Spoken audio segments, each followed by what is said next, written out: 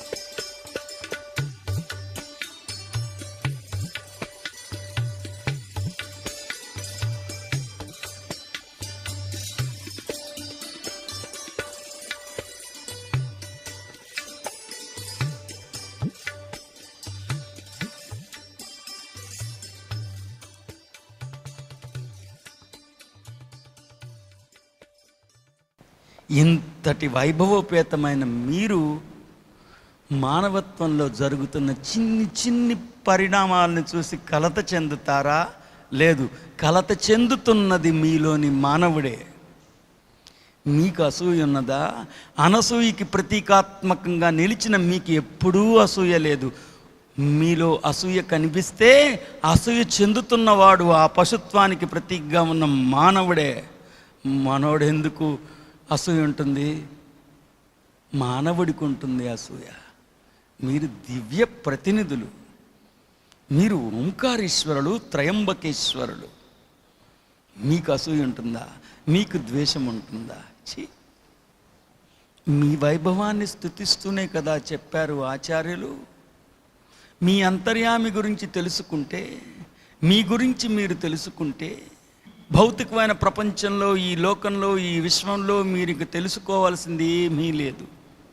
మయ్యాసక్త మనాహ, నీ హృదయాంతరంగంలో కొలువైన మహాశివుడిగా పిలువబడుతున్న నీ నిజమైన నేను యొక్క వైభవాన్ని తెలుసుకుని ఆ అంతర్యామితో అనుసంధానం అవ్వటమే పరమప్రాప్యం అని గ్రహించి అంతర్యామితో అనుసంధానం అయ్యే లక్ష్యం కలిగిన ఆలోచన సంవిధానాన్ని పరినిర్మించుకోమని ఆచార్యులు మీకే కదయ్యా హితవు పలికారు. మయ్యాశక్త మనాహ, హృదయాంతరంగంలో కొలువయ్యున్న ఆత్మ చైతన్యానికి ప్రథమ ప్రాధాన్యతనిస్తూ ఆ అంతర్యామితో సంగమించడం కోసమే జీవించే ఒక ఆలోచన సంవిధానాన్ని పరినిర్మించుకోమని మీ నిజమైన నేను, మీ అంతర్యామి ఎంత వైభవోపేతమైన వారో చెప్తూ, మీ అంతర్యామికి సహజత్వం ఉందంట. మీ అంతర్యామి సహజత్వంలోంచే పంచభూతాలు పుట్టుకొచ్చాయంట. మీ అంతర్యామి యొక్క సహజత్వంలోంచే పంచభూతాలని గ్రహించగలిగే మనసు, బుద్ధి, అహంకారం సైతం పుట్టుకొచ్చాయంట. మీ అంతర్యామి నుండే ఈ విశ్వమంతా పుట్టుకొచ్చిందంట. మీ అంతర్యామి యొక్క సహజత్వం నుండే సర్వభూతాలు పుట్టుకొచ్చాయంట. మీ అంతర్యామి యొక్క సహజత్వమే నుంచే కామము లేని బలము సైతం పుట్టుకొచ్చిందంట. మీ అంతర్యామి యొక్క సహజత్వం నుండే మానవుడు అపోహపడుతున్న అధర్మమైన కామము సైతం పుట్టుకొచ్చాయంట. మీ అంతర్యామి నుండే తమో సత్వరజో గుణాలు సైతం పుట్టుకొచ్చాయంట.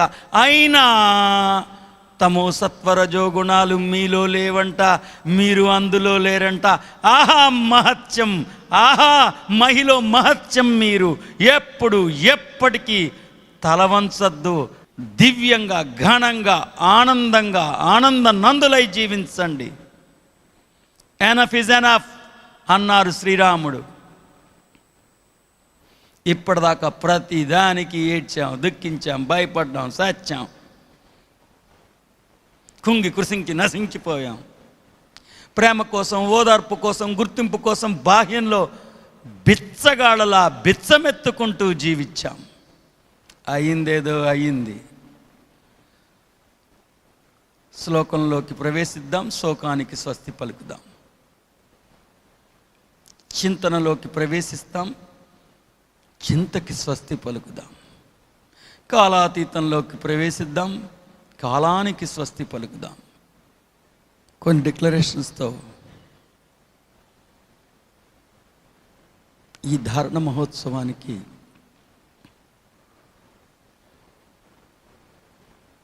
స్వస్తి పలుకుదాం. కానీ జన్మలో, జీవితంలో ఘటిస్తున్న ఘటనలు బట్టో, మీ శరీరంలో ఉన్న రుగ్మతలు బట్టో, మిమ్మల్ని ఎవరు గుర్తించట్లేదనో, ప్రేమించట్లేదనో, ఆస్తిపాస్తుల సమపార్జన వేటలో మీరు వెనకబడిపోయారనో,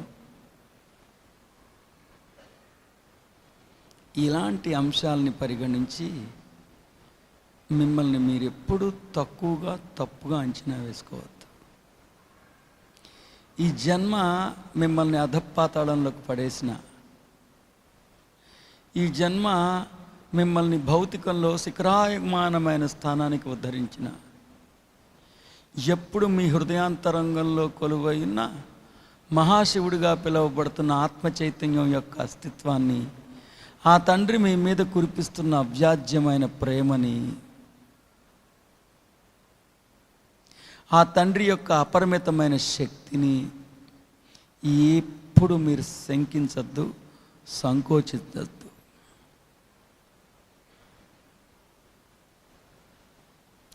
ఆచార్యులైన శ్రీకృష్ణుడు మిమ్మల్ని ప్రభువు, విభువు అని అభివర్ణించారు.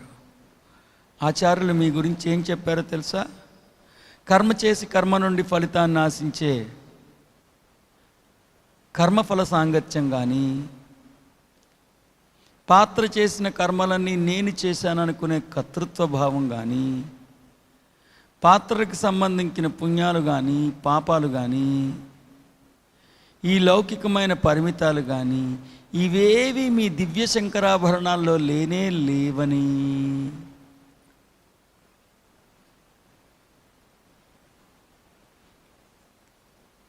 మీ వైభవాన్ని కీర్తిస్తూ ఆచార్యులు ఉపదేశించారన్న మాట మర్చిపోవద్దు.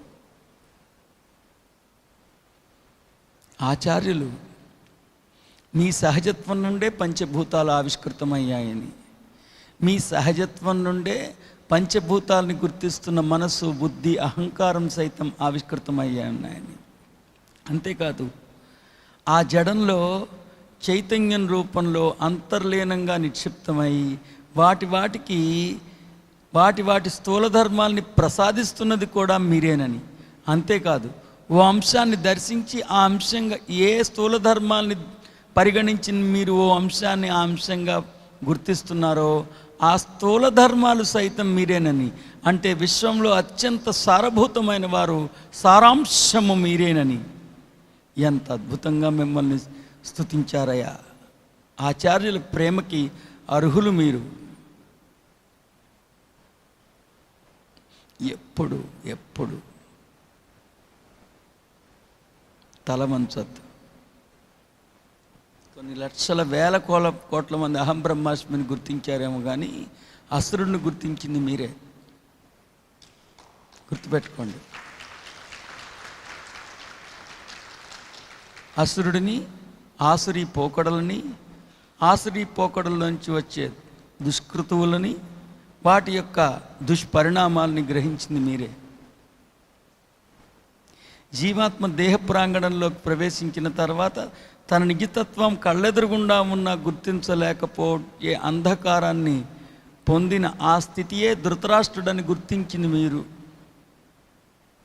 ద్రౌపది అంటే జీవాత్మ దేహంలోకి ప్రవేశించిన తర్వాత ఖచ్చితంగా పంచభూతాలతో చెలిమి చేస్తూనే ఉండాల్సిందే, ఆ కాపురం చేస్తూనే ఉండాల్సిందే. ఆ పాంచాలి అంటే 5గురిని పెళ్లి చేసుకోవటం కాదు, పంచభూతాలతో చెలిమి చేసిన స్థితిని గుర్తించగలిగింది మీరు. అంతేకాదు, జీవాత్మ దేహం ప్రాంగణంలోకి ప్రవేశించి ఆ రాష్ట్రంలోకి ప్రవేశించి ధృతరాష్ట్రుడు అంటే అంధుడుగా జీవిస్తున్నప్పుడు ఆ అంధుడిలోంచి 100 దుర్గుణాలు పుట్టుకొచ్చాయి. అవే దుర్యోధనుడు మొదలైన దుర్గంధము మొదలైనవన్నీ, దుశ్శాసనుడు మొదలైనవన్నీ అని గుర్తెరిగిన వారు మీరు. మీతో పాటు జీవిస్తున్న వారి కులం ఏదైనా, మతం ఏదైనా, ప్రాంతం ఏదైనా, ప్రాంగణం ఏదైనా, వారి తీరుతెన్నులు ఎలాంటివైనా, వారి వైఖరులు ఎలాంటివైనా, వారందరూ మీతో పాటు సమానమైన దైవాలే అని గుర్తించిన, సమదర్శనాన్ని ఆవిష్కరించిన ధీరులు మీరు. సర్వులు సమానులే అని గుర్తెరిగిన సుధీరులు మీరు. మీరు ఉండి ఉండకపోతే శాశ్వతత్వం అనే పదం ఉండేదే కాదు. ఆలయం యొక్క అద్భుతమైన వైభవాన్ని ఆవిష్కరించిన వారు మీరు. అందరూ ఆలయంలో మాత్రమే దైవాన్ని ఉన్నారని అపోహపడుతూ, విగ్రహమే దైవం అని అపోహపడుతుంటే, లేదు, ఆలయం అంటే ఆత్మ పరమాత్మ జీవాత్మల సంగమమే, ఆ లయమే ఆలయం అని గుర్తెరిగిన వారు మీరు. విగ్రహం అంటే మీ ఆదర్శ దర్శనం యొక్క దివ్యధామం అని గుర్తెరిగిన వాళ్ళు మీరు. ఆదర్శం, అద్దం ఉన్న స్థితిని అద్దం పడితే విగ్రహం ఉండాల్సిన స్థితిని అద్దం పడుతుంది. అలాంటి విగ్రహం మీ ఆదర్శనానికి దర్శనం. ఆహా, ఆదర్శ దర్శన ధామము విగ్రహం అని గుర్తెరిగింది మీరు. ఓంకారం నుండి ఓంకారం దాకా ప్రస్థానమే ప్రదర్శనమని, ఆ ప్రదర్శనానికి సైతం ఆరామం ఆలయమేనని గుర్తెరిగిన వారు మీరు. ఆలయంలో గోపుర కలశం నుండి గర్భగుడి దాకా అన్ని పరమ పవిత్రమైనవే అని గుర్తెరిగిన వారు మీరు. ఆలయం అంటే ఒక వ్యాసాశ్రమం అని, ఇంద్రియాతీతమైన దివ్య జ్ఞానం ఉపదేశించబడే ఒక పరమ పవిత్రమైన ప్రాంగణమని, ఇంద్రియాతీతమైన విద్యని ఉపదేశిస్తున్నప్పుడు ఇంద్రియాలు తమ స్పృహని కోల్పోతాయని, ఆ అమృతోపమానమైన దివ్య జ్ఞానంలో ఇంద్రియాలు సైతం పాల్పంచుకోవాలన్న అభిలాషతో మీరే జయగంట ద్వారా శ్రవణేంద్రియాన్ని, సాంబ్రాణి ద్వారా ఆఘ్రాణేంద్రియాన్ని, స్పర్శ ద్వారా స్పర్శేంద్రియాన్ని, ఇలా ఇంద్రియాలన్నిటినీ మేల్కొల్పుతున్నవారు, మేల్కొల్పుకోవటం కోసమే ఆలయంలో ఆ ప్రక్రియలన్నీ జరుగుతాయని గుర్తెరిగిన వారు మీరు. ఆలయ ప్రాంగణంలో ఆవేదన తీర్చడానికే అర్చకుడు ఆశీర్వదిస్తున్నాడని గుర్తెరిగిన వారు మీరు.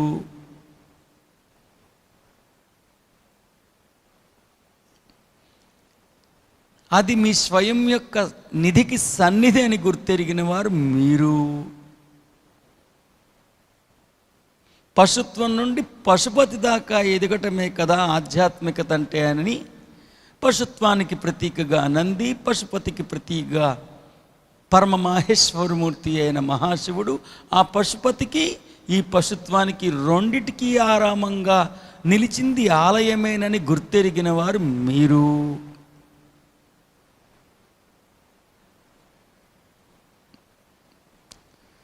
గురువు జ్ఞానాన్ని మేల్కొల్పుతారని, జ్ఞానం చైతన్యాన్ని మేల్కొల్పుతుందని, చైతన్యం కుండలినీ శక్తిని మేల్కొల్పుతుందని, కుండలినీ శక్తి సహస్రారా చైతన్యాన్ని మేల్కొల్పుతుందని, సహస్రారా చైతన్యం బ్రహ్మానంద పార్వస్యాన్ని మీకు ప్రసాదిస్తుందని, ఆ బ్రహ్మానంద పార్వస్యానికి సైతం ఆరామంగా నిలిచింది ఆలయమేనని గుర్తెరిగిన వారు మీరు. మీరు కాక ఇంకెవరు? మీరే మీరే మీరే. అందుకే ఆలయ దర్శనాన్ని, ఆలయ ప్రాశస్త్యాన్ని, ఆలయ వైభవాన్ని మనం ఈ ప్రాతః సమయాన్న, ప్రభాత మారుతాన్న ఈ అలౌకికమైన సౌరభాలని ఆఘ్రాణిస్తూ శ్రీరాముడు ఉపదేశించినట్లుగా, శ్రీకృష్ణుడు ధృవీకరించినట్టుగా, శ్రీ మహావిష్ణువు దీవించినట్లుగా ఆ దేవదేవుళ్ళ దివ్య వైభవాలని అందుకోవటానికి సాధికారత కలిగిన మీరు ఏన్సగ్గా, దర్జాగా, ప్రాజ్ఞులుగా, పండిత ప్రకాండులుగా భాసిల్లుతూ శ్రవణరమ్యమైన ఈ జ్ఞాన గీతికని ఆలకించి పునీతులవ్వండి.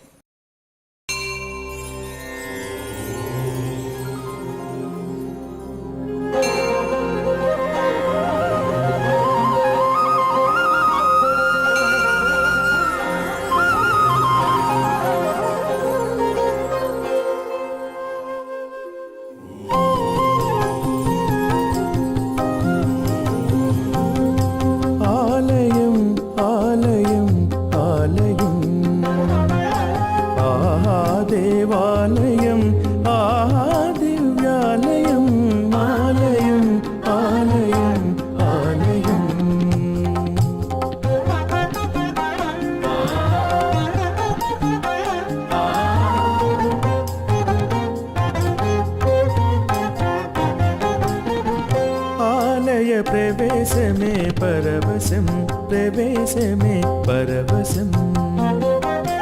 జీవాత్మ పరమాత్మల లయమే, జీవాత్మ పరమాత్మల లయమే.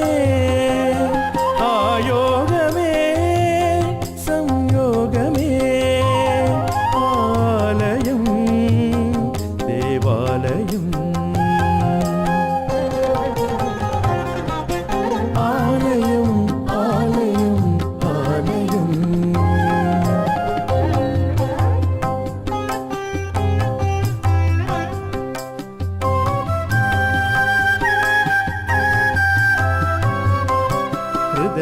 హృదయాంతర్యామిని ఉదయారుణాలతో దర్శించే స్మరించే సౌభాగ్యమే ఈ ఆలయం. దృశ్యమాన జగతిలో అదృశ్యపు దృశ్యధామమే ఈ ఆలయం, దివ్యాలయం. ఆలయం ఆలయం ఆలయం.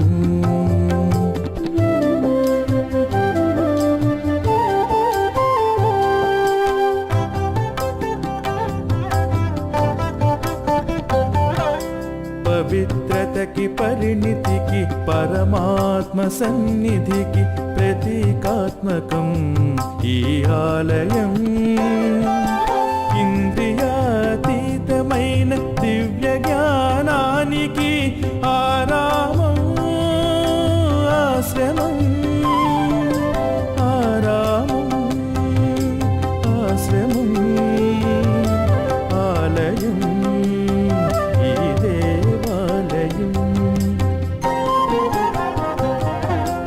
ఆలయం ఆలయం ఆలయం.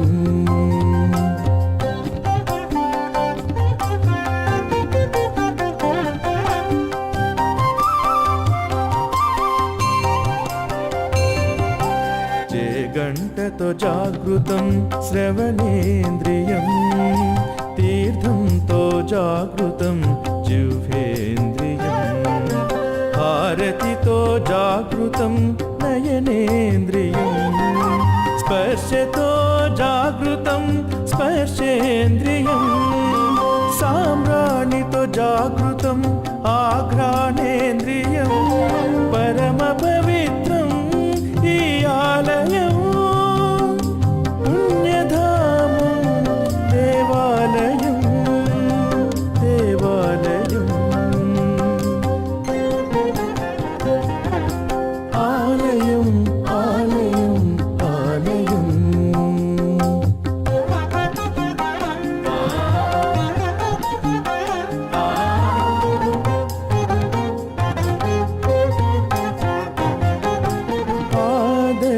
దర్శనం విగ్రహం ఆరామమే ఆశ్రమం స్వయం యొక్క నిధికి సన్నిధి స్వయం యొక్క నిధికి సన్నిధి ఆలయం దేవాలయం దివ్యాలయం ఆలయం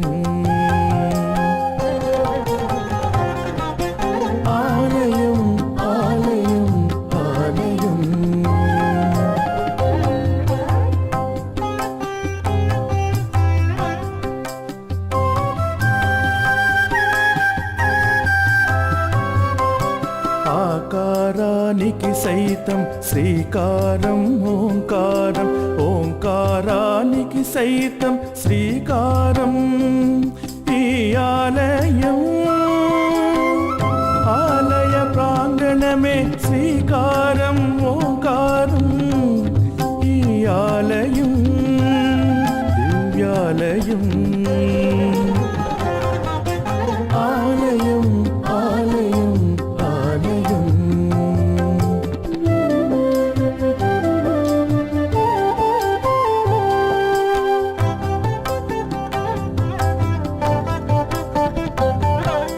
విధాతకి విద్వత్తుకి విరియే విభూతి భూతలంలో ఈ విభూతి వేదనను తీర్చేటి అర్చకుడి దీవెనకి ఆరామం ఆలయం ఆరామం పుణ్యధామం ఆలయం ఈ దేవాలయం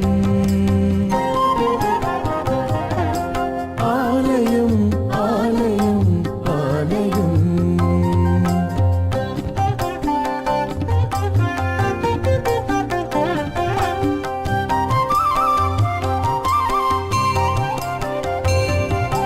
ప్రతి ఆలయం ఓ వ్యాసాశ్రమం ప్రతి దేవాలయం వేద విద్యాలయం ప్రతి దివ్యాలయం దివ్య విద్య ప్రసాదం ప్రతి ఆలయం ఓ పుణ్యధామం పరవశం పాఠ్యాంశం పరిణితి ప్రాకారం పరిణితి ప్రాకారం ఈ ఆలయం ఈ ప్రాంగణం దివ్యాలయం ఈ ఆలయం ఆలయం ఆలయం ఆలయం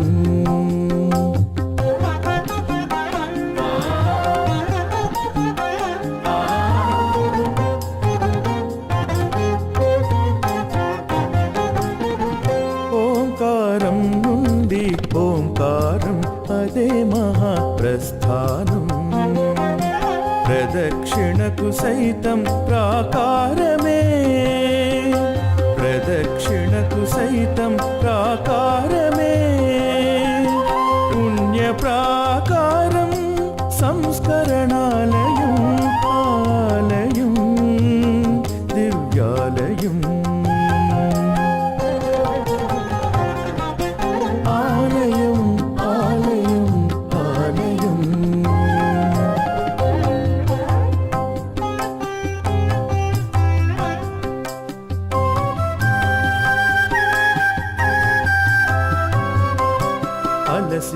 గురువులోని ఆశకి ఆశ్రమం ఆలయం. అందుకే అందుకే ఈ ఆలయం కాశీతుల్యం. అందని ఆనందాన్ని అందుకునే దర్శనం ఈ ఆలయం ఆధ్యాత్మికం. ఆలయం ఆలయం ఆలయం.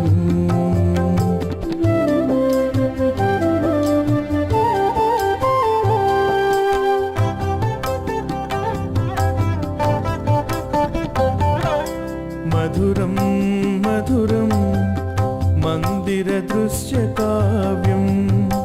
ధరాధర దృశ్య కావ్యం.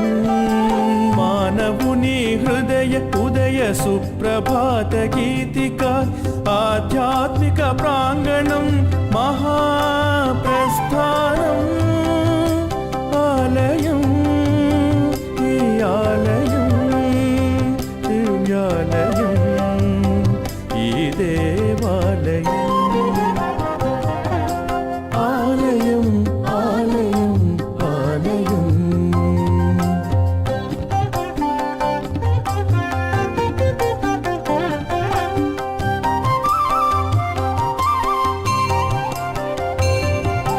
మహాశివుని మహాలయం మానవ హృదయం. హృదయ ఉదయ గీతం ఈ దేవాలయం. అర్చకుడు ఉచ్చరించు ప్రతి శబ్ద తరంగం స్వయం యొక్క వైభవం దివ్య వైభవం. ఆ వైభవం సైతం ఆరామం ఆలయం పరమ పవిత్రం ఈ ఆలయం దివ్యాలయం దేవాలయం దివ్యాలయం. ఆలయం ఆలయం ఆలయం.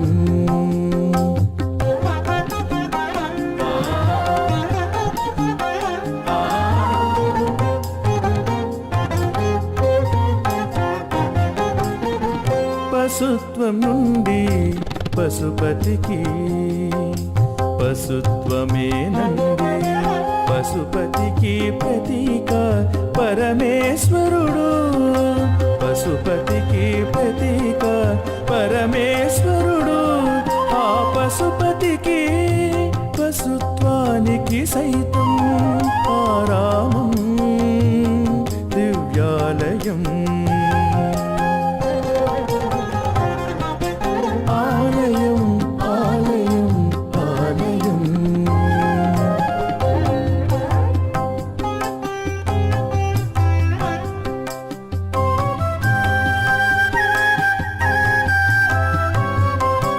గోపుర కలశం నుండి గర్భగుడి దాకా ఆలయ ప్రాంగణమంతా పరమం పవిత్రమే.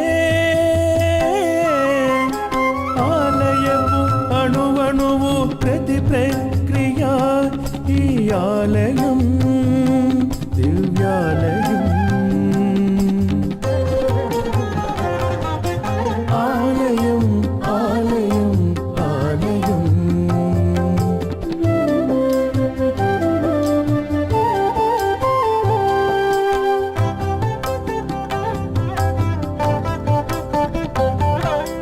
మహర్షి దర్శనం మహిమాన్విత ప్రధానం.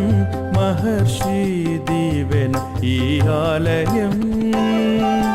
మనిషిని మహర్షిగా మలచగలిగే మంత్రధామం ఆరామం ఆశ్రమం. ఆరామం ఆశ్రమం ఆలయం ఈ దేవాలయం. ఆలయం ఆలయం ఆలయం.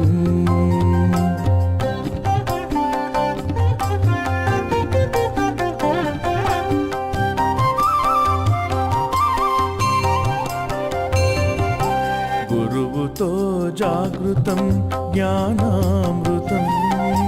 జ్ఞానంతో జాగృతం నిత్య చైతన్యం చైతన్యంతో జాగృతం కుండలిని యోగం కుండలితో జాగృతం సహస్రారం సహస్రారతో జాగృతం పారవస్యం ఆ పారవస్యమే ఈ ఆలయం సన్నిధి మార్గం దేవాలయం దివ్యాలయం ఆలయం ఆలయం ఆలయం ఆహా దేవాలయం ఆహా దివ్యాలయం ఆలయం ఆలయం ఆలయం.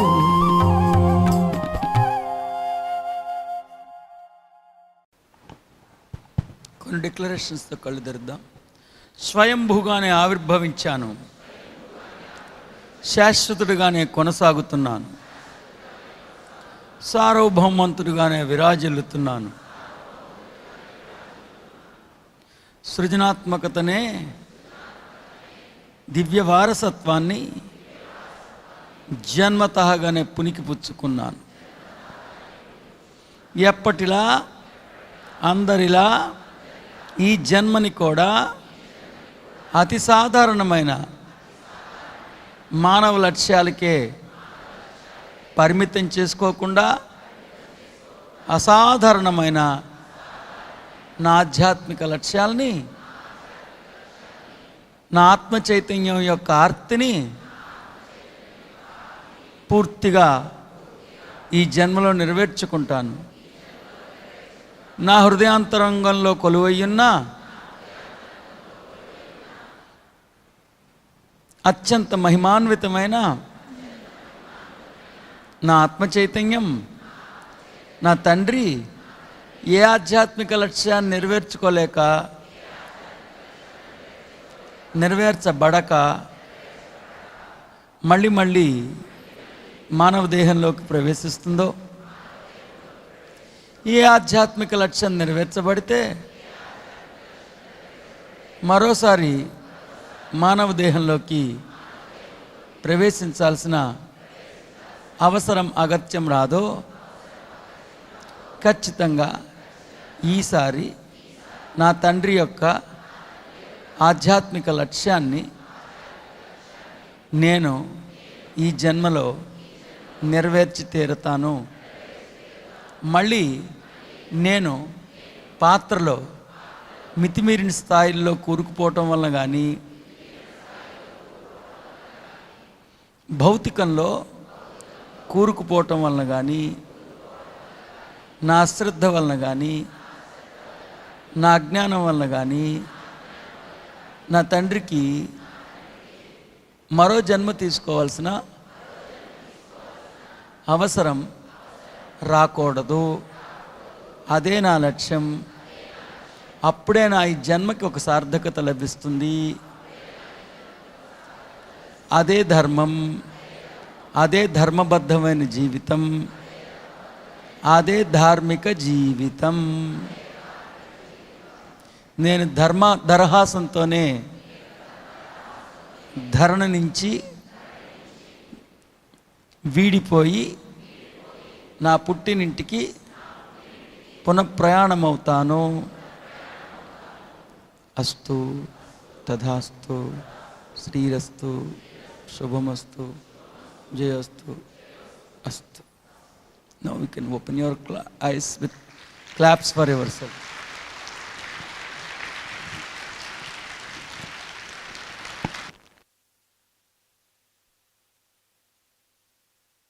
జయస్తు.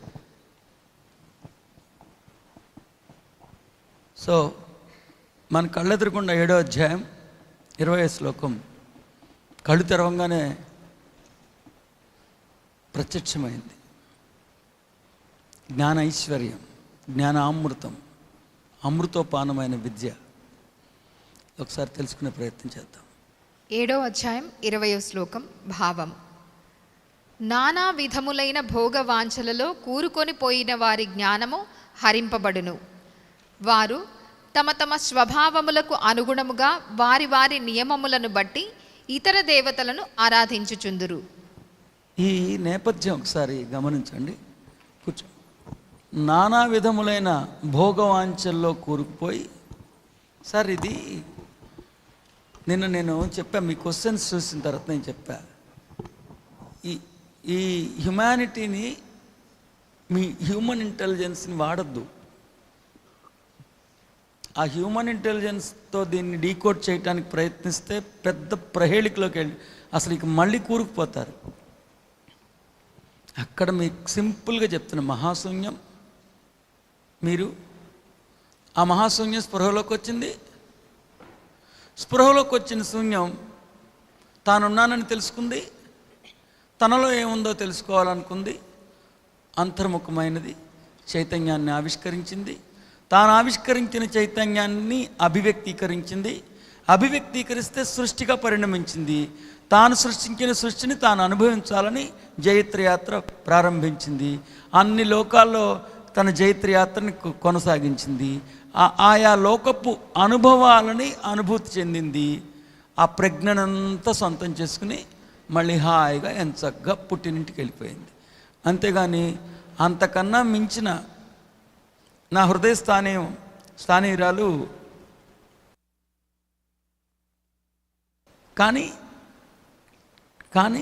నేను హెచ్చరించాల్సిన బాధ్యత ఉంది కాబట్టి ద్వారా మీ అందరికీ చెప్తున్నా, please do not investigate, try to decode this grandest knowledge which is beyond humanity, which is beyond human perception. అసలు చాలా అసలు మీకు సంబంధం లేదు ఈ మానవత్వంతో. అంటే అస్తిత్వమే లేని పరికరంతో అస్తిత్వాన్ని అంచనా వేయటం పొరపాటు. దాన్ని అక్కడ దాకా తీసుకోవటం, పరమప్రాప్త్యంగా భావించటం, సరిగ్గా ఇలాగే అర్జునుడు బిహేవ్ చేశాడు. వద్దట్లా, ఓకేనా? I'm advising you. ముఖ్యంగా మీరు అలవర్చుకోవాల్సింది, నేను చెప్తున్న జ్ఞానం లాగానే ఇతర జ్ఞానం ఉంది కదా అని ఆ జ్ఞానాన్ని కూడా వింటాం. రెండోది, ఇలాంటి జ్ఞానమే కదా అని చెప్పి మన ట్రూత్ సభ్యులందరికీ అవి పంపించడం. తర్వాత ఇక్కడున్న ట్రూత్ సభ్యులతో అనవసరంగా వాట్సాప్లో కానీ లేకపోతే ఇతరత్ర చాటింగ్లు చేయటం కానీ చేయొద్దు. ఎందుకంటే మీకు తెలీదు, ఇప్పుడే మీరు గొంగళ పురుగు నుంచి పూర్తి స్థాయిలో సీతాకోక చిలుకలుగా మారిపోయి పుట్టినింటి గుమ్మం దగ్గర ఉన్నారు.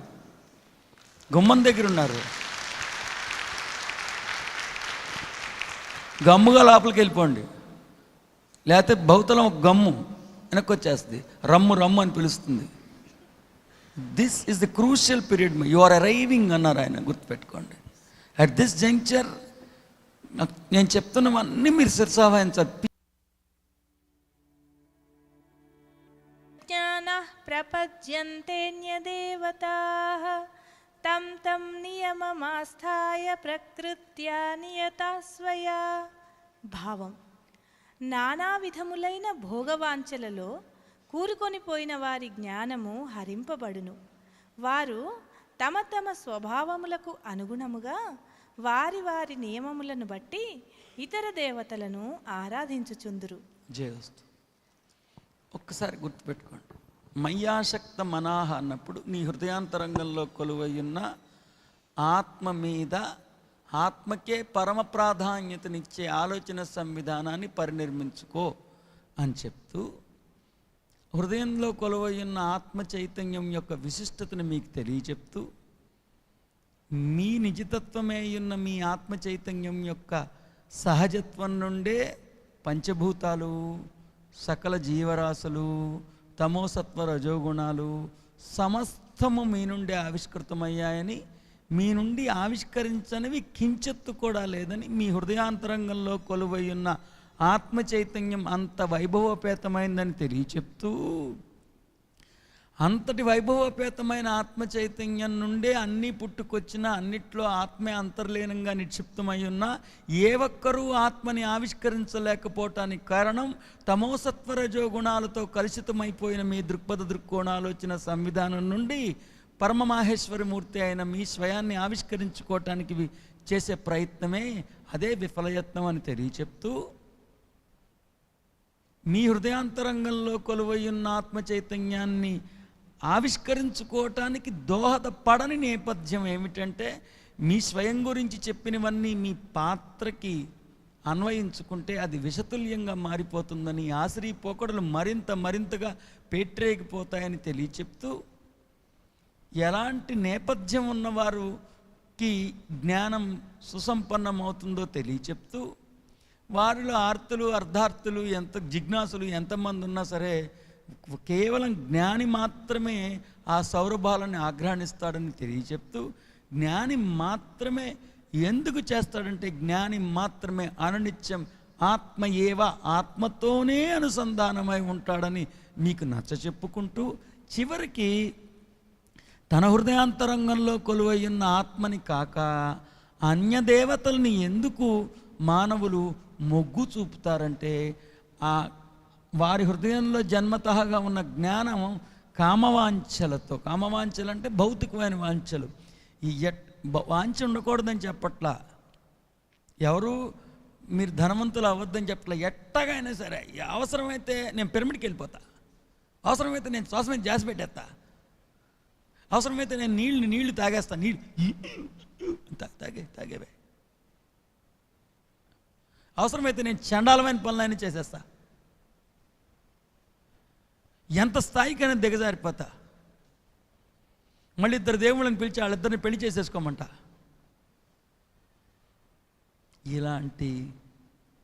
ఇలాంటి పోకడలు ఎందుకు వస్తాయో చెప్తున్నారు 7వ అధ్యాయం 20వ శ్లోకంలో. వారు వారి అవసరాల వలన, వారి పెరిగిన వాతావరణాల వలన, ఆయా ప్రాంగణాల్లో ప్రతీకగా ఉన్న ఒక ఆచార వ్యవహారాల వలన హృదయాంతరంగంలో కొలువైన ఆత్మ చైతన్యాన్ని విస్మరించి బాహ్యంలో అన్య దేవతల వెనుక పచార్లు కొడుతూ ఉంటారు అని చెప్పారు. ఈ 20 శ్లోకాల్లో ఉపదేశించిన అంతరార్థాన్ని కూడా ఒకసారి విహంగ వీక్షణ చేసి సరళంగా అలతి పదాలలో అనంతమైన సత్యాన్ని మీకు అందించి మిమ్మల్ని అందంగా తీర్చిదిద్ది హాయిగా ముస్తాబు చేసి వదిలేస్తున్నా. Yes sir.